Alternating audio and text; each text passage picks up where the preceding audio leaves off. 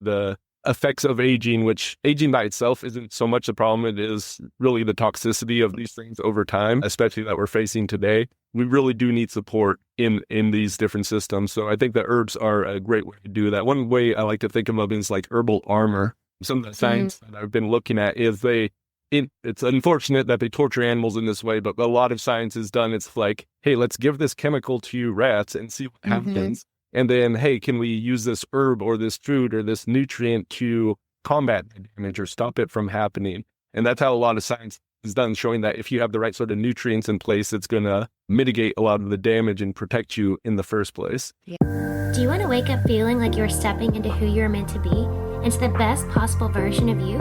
What if I told you that the key to your best life, health, and happiness are all around you? You just have to find what works for you. I'm Hope Pedraza, and I believe that there isn't just one way to live a healthy and meaningful life, and that all you need is a little inspiration to make changes that last from the inside out. Each week, I'll be sharing tangible tips and inspirational interviews to help you on your journey. These are the steps to take to improve your life and live with purpose. This is Hopeful and Wholesome.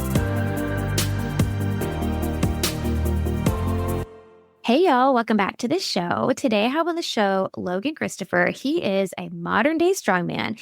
He can juggle flaming kettlebells, pull fire trucks with his hair. You can really go watch that. And he's pushing the potential of human endurance and optimal health naturally and helping others do the same. In 2012, he co-founded Lost Empire Herbs, a company dedicated to hormonal support that draws on performance herbalism and ancient natural wisdom to promote healthy living. What started as a personal quest to boost his own athletic performance and find natural solutions for health and well-being after his mom died of cancer, it's become his professional endeavor to help thousands of people achieve peak physical and mental performance. And we're talking all about performance and herbalism today. We've talked about herbs on this show before. We've talked about them in a couple different capacities, but I love this conversation because Logan comes from it from his own personal perspective in terms of performance.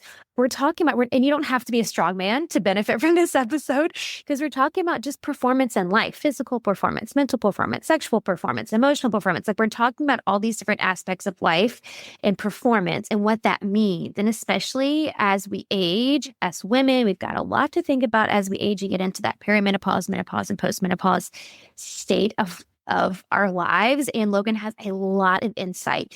He's going to give us a lot of goodies on what herbs we should be looking for. And I'm going to say he was so sweet and shipped me some, and I've been using them and I cannot recommend them enough. You can ask me about it on Instagram. And of course, I'm going to have the links in the show notes, but so much in here. Get ready to take notes and then go shop. Let's jump in. All right, y'all. I'm here with Logan. Logan, thank you so much for joining us today. Yeah, thanks for having me, Hope. Yeah, I'm excited about this conversation. You are an expert in things that we actually haven't really talked about on the show. So I'm excited to get your expertise and insight on this, but I would love to start with your story.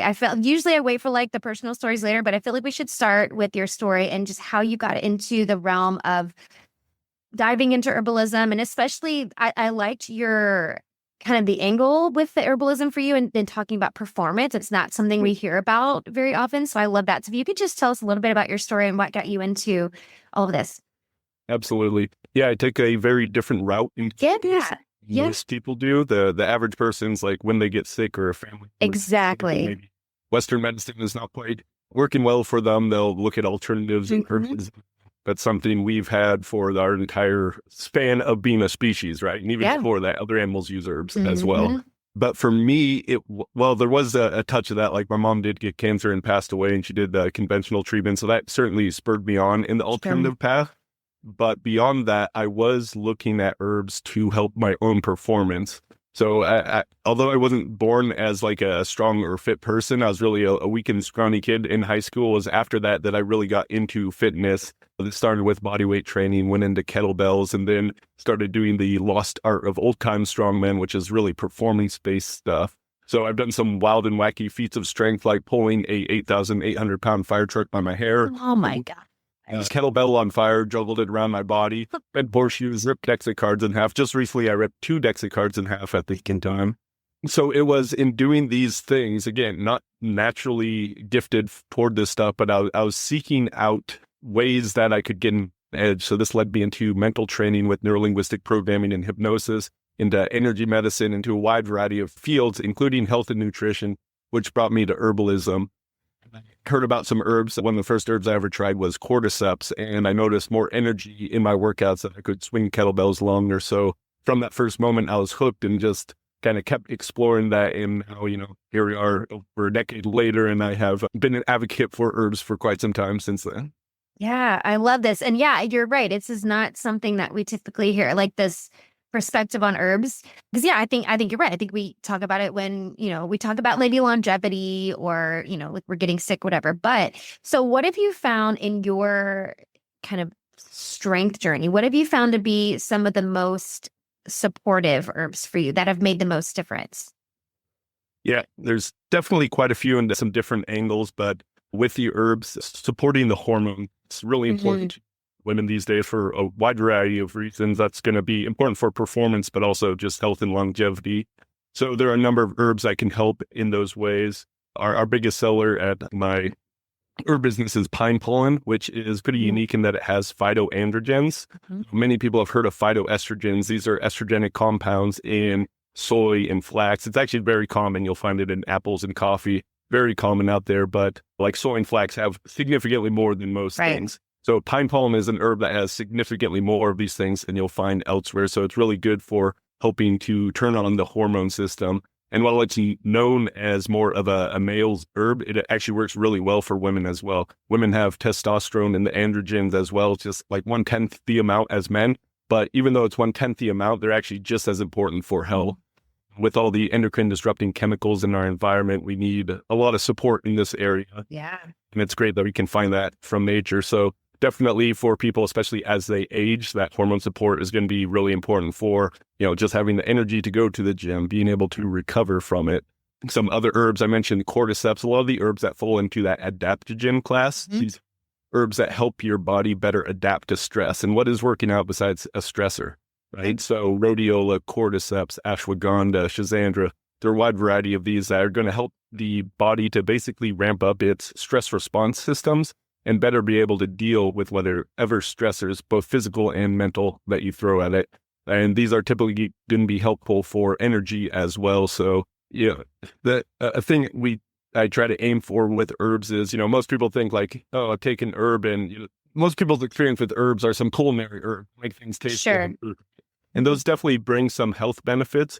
But when you're dealing with very potent extracts, what I want people to have is like a feelable experience with it. So working with some of the more out there herbs like the polyricus ant, which has been used for thousands of years in Chinese medicine, this delivers energy that most people can feel when they take it. Like you actually feel like you have more energy going to your body. So obviously it's very appropriate as like a pre-workout herb, but anywhere else you need energy as well, it can be quite useful there. Yeah, that's crazy. Did you say it was an ant? Yes. Like an actual ant, like the bug? Like actual ants, yeah. That's And crazy. specific species. And, Okay. The Chinese especially, they have a medicinal system going back thousands of years. Yes. And there's the doctrine of signatures that the nature will provide signs as to the effects of things.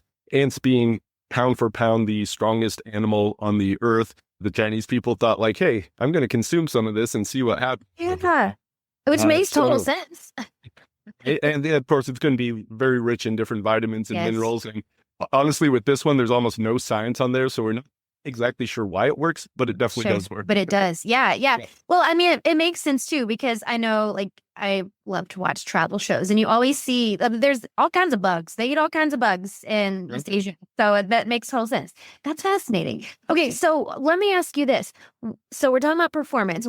Is there a difference when you're looking at herbs and herbalism? Is there a difference when we're looking at performance versus just, basic herbalism? Like, what are you looking for in terms of a performance? I guess, what do we mean by that?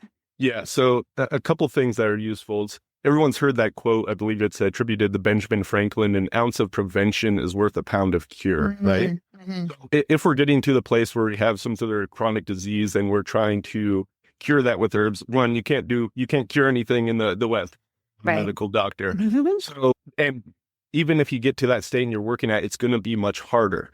The thing about prevention is no one gives a crap about prevention in the first place. Right. It's not something that psychologically we're really wired for. Yes. But if you're aiming at performance and you're doing this in a holistic way where, you're not sacrificing your health in order to perform, which, there's certainly people that do that. But if you're doing it in a holistic way, like supporting with herbs and doing different things, then your performance is going to increase. And at the same time, you're working on prevention.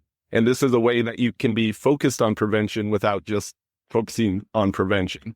So that's one of the important aspects, I think, to performance herbalism. Another thing is that I really got started with herbs learning from the Chinese Taoist system. And in this system, they classify herbs according to 3 different classes. There are the inferior herbs. These are ones that you will use when you are sick and you're really trying to treat something. There's the general or middle herbs, and then there's the superior herbs. The superior herbs, there's only like a handful of these. There's much less than of the other stuff. But these are ones that you take to really support radiant health. This idea of health is not just the absence of disease, but being healthier and healthier is something as an ideal you can just move towards. And having these herbs are herbs that are non-toxic. They're helping to normalize, so they're just helping support those different systems. You can take them long-term, even up to every day for the rest of your life. Really, fewer herbs are in this class, and if you're working with these herbs, the best of the best, then you don't have to worry so much about like, oh, am I taking too much of this? Is this going to throw me out of balance? Those things still are true to some degree, but if you're working with the best of the best herbs, then in general, you can be supporting your health and performance at the same time. So, of course, in the beginning, I was like, why do all the Chinese have all the best herbs in the world? Like, the truth is we do have very good schools of Western herbalism. They're just not nearly as well known and definitely kind of pushed underground with Western medicine and online. But it doesn't matter where you are in the world. Every people will have those amazing herbs. So that is definitely available. You just have to have some sort of knowledge in order to start working with. Yeah, that makes sense. What have you found in all your studies, and you've studied this a lot because you have a company around this, what have you learned? I guess, what are some of the most impactful lessons that you've learned in just studying like kind of the ancient traditions and like traditional Chinese medicine and herbalism? What have been some of the biggest lessons for you? Yeah. Something that is useful is to understand the different like constitutional types. One of the most popular versions of that is from Ayurveda. You have the Vata, Pitta, and Kapha.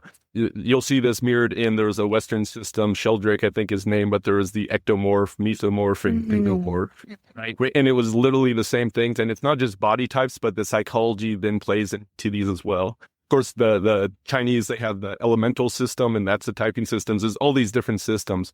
Right. But something that is useful is to understand is like, yes, we're all individual and we're all similar. And there's this kind of middle ground of these constitutional systems.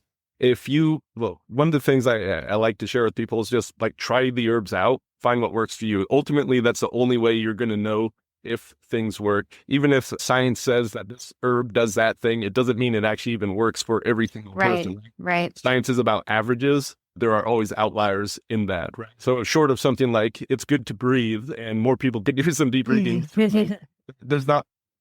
nothing works for everyone. Even like ashwagandha is really good herb for stress. And for some people, it's just not going to work for them. Right. So understanding that we are individual and we're all together, but then having these constitutional types can help to pinpoint which of the herbs may be more appropriate for us. Because definitely these are some deep rabbit holes that you can go down for years and years just understanding this stuff. But just taking that like experimental mindset into it, try something, see if it works for you. That not only lets you know that either, yes, the thing is good, I'm going to double down on it, like keep working with it, or I'm going to go a different path. But that also may give you some information from which to make the next decision on a different herb or whatever other modality you might be using as well. Yeah, no, I think that's good advice. And we talk about that a lot on this show because especially with all the, there's a bunch of fads and trends and biohacking, this, that, whatever, which is great. But I think it's also always important to point out that there's no one size fits all thing, right? There's no cookie cutter. I've had clients who've done, ashwagandha is a nightshade. I have clients who can't do nightshades. And so it's like, this is contraindicated. So I think it's important to understand that as powerful and magical as all of these herbs are, that you have to find what works for you. And I think that's such good. So if somebody, for people listening who maybe they want to get started with herbalism. And because I also think like saying a comment like that can be a little scary for people. Like, well, how do I know it's not going to do something bad or whatever? I guess, what is your advice for people getting started? Like, what are some of the gateway herbs to get people started to like get them in and where it's less scary? Yeah, absolutely. Yeah, and a comment on that, I'll say that although herbs can have side effects, they're generally pretty mild. Yeah. If you stop using something, you're going to stop having I've heard stories of people that like long-term effects. Yes, exactly. That's just not going to happen unless you're taking there are some very dangerous herbs out there, more like poisonous. Yeah, that would be on the other end of the spectrum. Yeah. Yeah. So if you're staying away from those, generally it's going to be pretty safe. So some of the gateway herbs, goji berry comes to mind. In fact, a lot of the berries can be great for this. As one, goji tastes great, which I can't say the same for out there, but it is a pretty amazing berry that has, it's super high in antioxidant, it has different polysaccharides that are helping with anti-aging, good for the eyes. It really is. A lot of the berries touch on like a lot of the different systems in the body. One of my other favorite berries is Schizandra. This is one of the top adaptogens in the world. It's called the 5-flavor fruit because it actually has all 5 flavors. Oh, wow. It's sour and astringent, but you can bitterness, sweetness, all the different flavors. That's cool. And with that, in any of these ancient systems, they would look at what the tastes are going to clue the body into what to do with it. The tastes are a guide to what some of the actions it has in the body. So if it has all the flavors, it's doing a lot. System, the body, like it's upregulating liver detox. It's helping with the skin and the hair, night vision. It's an adaptogen, so mental and physical stress. It's energizing. It's on that's awesome. I mentioned the pine pollen before. That one it's not well known by people. This is actually the pollen of pine trees, but in its powdered form, it's really just a nutrient-packed superfood.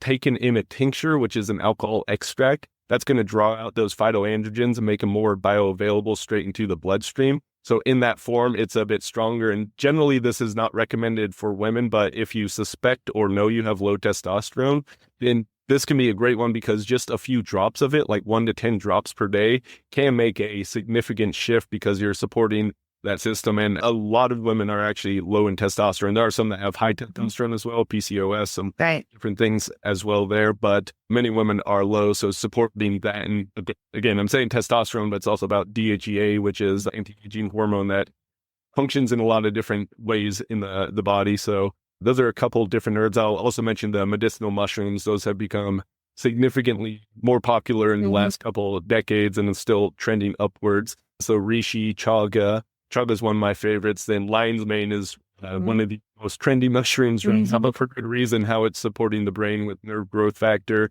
brain-derived neurotropic factor, working on some of these different compounds that really support the nervous system. So it's being investigated to help with Alzheimer's, dementia, different things like that. Yeah, amazing. Thank you for sharing those. That is super helpful list. When we're talking about performance, I know you mentioned some that helped you the most, but I'm thinking, because we've been talking a lot on the show about, women getting into like perimenopause and menopause and strength training and like all these things that are important as we age. So if we're looking at, let me break this down in like a couple categories. So if we're looking at strength, are there herbs out there that can help us with strength? Yeah. So strength is, again, the hormones are going to be really important. And this is popping to my mind is women have a lot more osteoporosis, weak bones than men. And while estrogen plays a role here, a lot of the medical attention goes on that. Testosterone's even more important. And guys have more testosterone, guys have less osteoporosis, right? So actually supporting some of the androgens, which, strength training by itself is going to be very important for that. And the bones are tissues. We tend to think of them just like a skeleton as like dead things, but there's a lot of activity going on there. So if you're actually using the tissues, and that means resistance training, like just walking or cycling isn't really going to do that much, but loading the bones is going to trigger the body to think like, oh, I need these bones. I'm going to lay down some more bone tissue. Yeah. Then you're supporting that with the right sort of nutrients and the hormone support, then you're going to have strong bones. So that's a little bit on that. again, the just supporting the energy system, so the ATP in the cells. A couple of herbs that are great for that. The ant I mentioned, again, that's fuelable energy for a lot of people. Another one is shilajit. Shilajit's become popular. Yes. It's one of the top anti-aging substances in Ayurveda. And it's known as the destroyer of weakness. Like, for me, when I heard that name and the other name, the conqueror of mountains, is like, what is that? So this is a great one that's going to ramp up the metabolism. It's good for detox. It's really hitting on so many systems in the body, but that's definitely a great one as well there. So for a lot of people, right, like if we're kind of stuck in a place, so one of the reasons I like herbs is like, can we give people a feelable impact with like more energy? Right. Then they can start, they have the energy to work out. They have energy, some of the habitual shifts that are important to their life. So I like the herbs as a quick start in that. So just to recap, like hormone support and energy, if you get those two, then you should have better gains in the whatever you're doing. Yeah, no, that's true. Okay, that was perfect. And yeah, shilajit has been all over the place. I see that one like everywhere. What about recovery? And you mentioned that a little bit, but just in terms of recovery, I mean, and not that we're like recovering from being a strong man like you, but just like basic recovery, what are we looking at? Yeah, so just high nutrition is going to be useful. And when I speak about nutrition, it's really much more about the micronutrients than the macronutrients. Humanity, us in the US, we spend way too much time thinking about macronutrients.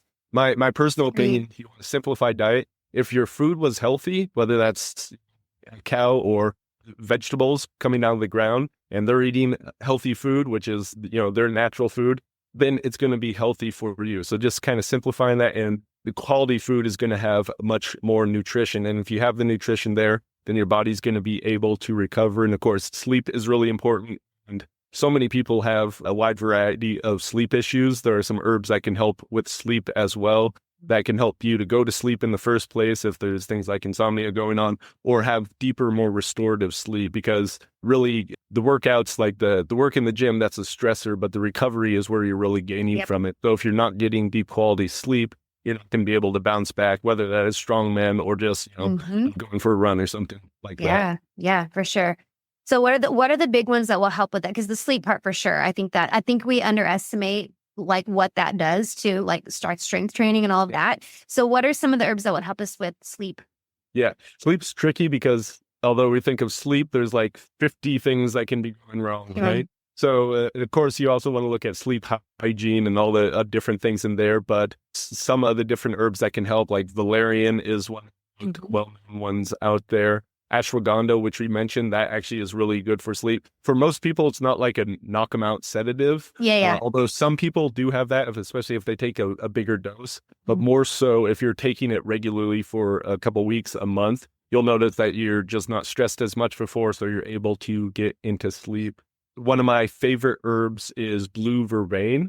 This is a bitter nervine, and with the bitter taste on the tongue, it actually like reduces nervous system stress right away. You can personally feel that one right away.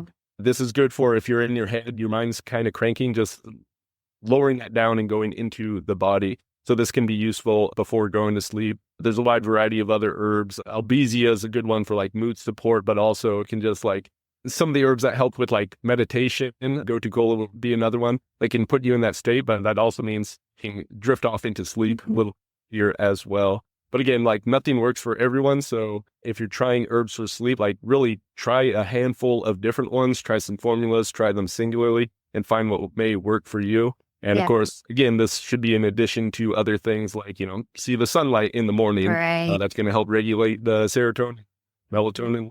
Have blackout curtains, don't have electronics in your room, those sort of. Yeah, perfect. No, that's a good list to get people started.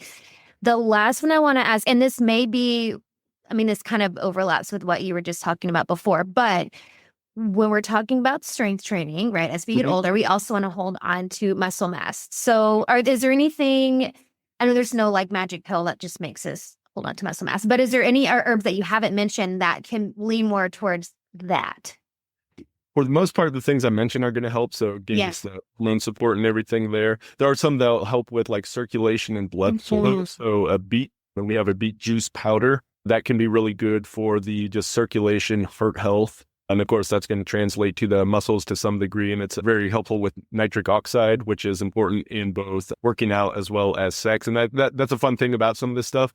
We've mostly talked about performance as relates to fitness or in the gym, but sexual performance goes along with that. I really think of performance in all these different angles. So we were just talking about sleep performance, cognitive performance. All these things can kind of blend together in different ways. But the herbs that help with sexual function also help with the workouts. So that can be a good, fun way to play with them as well. There you go. 2 birds, 1 stone. Why not? I love it. That's perfect. No, that's perfect. Do you have anything else that we haven't talked about as far as herbs and helping, you were speaking to women here and kind of women as we're aging? Are there any that you haven't mentioned that you feel would be good to mention to women listening? Yeah. So I mentioned the phytoandrogens with pine pollen, but phytoestrogens as well. We mentioned some of the fruits, but one of my favorite herbs for that is shatavari. Shatavari is the #1 women's herb in Ayurvedic medicine. Wow. We have a formula called Athena where we paired that with Dong Quai, which is the #1 women's herb for women in China, in Chinese medicine. So it's the #1 of both these, and it's rounded out with pine pollen, Shazandra, goji, some of the berries I mentioned. And we really formulated this to kind of cover all the bases. Like people ask me, what does that do? And it's like, everything. Yeah. So as far as a starting place, that's a good one to just see how this works for you. Cause really the range of benefits from that is kind of significant, especially around menopause age, whether right before or after. That's where we typically get the best testimonials for that because it is working. We have this complex array of hormones from progesterone, estrogen, testosterone, DHEA, we have cortisol, stress hormone. Really, these herbs in different ways are kind of supporting the entire hormone system. Because again, those endocrine disrupting chemicals are just the effects of aging, which aging by itself isn't so much a problem. It is really the toxicity of these things over time, especially that we're facing today. We really do need support in these different systems. So I think the herbs are a great way to do that. One way I like to think of them is like herbal armor. Some of the science that I've been looking at is it's unfortunate that they torture animals in this way, but a lot of science is done. It's like, hey, let's give this chemical to rats and see what happens. And then, hey, can we use this herb or this food or this nutrient to combat the damage or stop it from happening? And that's how a lot of science is done, showing that if you have the right sort of nutrients in place, it's going to mitigate a lot of the damage and protect you in the first place. Yeah. So I think that's a good effect to have going for you all the time. So that's why I like to load up on my herbs. Yeah, no, I love it. Well, and I love that you said the name of that was Athena. I love that you named it that. That's so perfect. I love it. Okay, I feel like that's where you start, ladies. If you're listening, it's got it all. So, okay, that was perfect. Okay, this is so good. Okay, I have one more question I want to ask you that I like to ask everybody as we wrap up. Before I do that, can you let everybody know where they can find out more about you and your herbs and everything that you're doing with that? Yeah, the website is lostempireherbs.com. The Lost Empire is nature that we've gotten away from. So it's what we're hoping to bring back to people, because health is really so much of our health problems because we've gotten far off track of alignment with nature. So if we can bring that back on track, we can thrive in performance as well as longevity and health plan as well. So lostempireherbs.com. I love it. Perfect. Of course, we'll have the link to that in the show notes. So y'all go check it out and go shop and go look up Athena. I'm going to go look that one up. Okay. So the last question I want to ask you is, what do you think is the most important thing you can do to live with purpose? Well, the first thing that comes to mind is we often use the term purpose singular, but I think us humans often have multiple purposes, right? I'm spreading this message of herbs out there in the world, and I'm raising a family, have my child. Is it either or? I have multiple purposes. So that is helpful because people are like, I have to find my purpose. I have to find my purpose. And while that's important, right? One step often leads to the next, right? So it's not, few people actually have know their purpose from being born to their entire life, right? Those lucky few are out there. For the rest of us, it is so often a golden thread. It is one foot in front of the other. So, for me, it was the strength training that led to herbs. I wouldn't have gotten to herbs just by itself. It led to all these other paths. Yeah. They really complement each other in different ways. And it's still an unfolding path, right? am right now. It's going to be different in 10 years, but what I'm doing right now is going to inform where the purpose comes next. Yeah, that's such a great answer. And I think that's so important because I do think we get caught up in finding like the one thing, right? The one thing and it is a constant unfolding. It's like you just follow the breadcrumbs one to the next, and then your purpose evolves as you evolve. So that's such a good answer. Thank you for sharing that. I love that. You're very welcome. Okay, this is so good. Y'all, I think y'all learned a thing or two today. And there's a link in the show notes for y'all to go explore everything that Logan talked about today. Thank you so much for sharing your time and the dedication that you have to this topic for all of us. And just, I love the message behind the name of your company. I think that is we are doing ourselves a huge disservice by we've become so disconnected from nature and from the earth. So I love that. Thank you so much. Thank you for having me, Hope. Thanks for listening to Hopeful and Wholesome, y'all. If you found value in this week's episode, please subscribe on iTunes or wherever you listen to your podcast and leave a review to let me know what you thought. I'd love to know what you find useful in these episodes so I can know how to provide the most value I can to my listeners. And if you have topics you'd like to know more about, I'd love to hear those as well. So shoot me a message on Instagram, Facebook, or LinkedIn. It's @TheHopePedraza, or you can visit my website, hopefulandwholesome.com.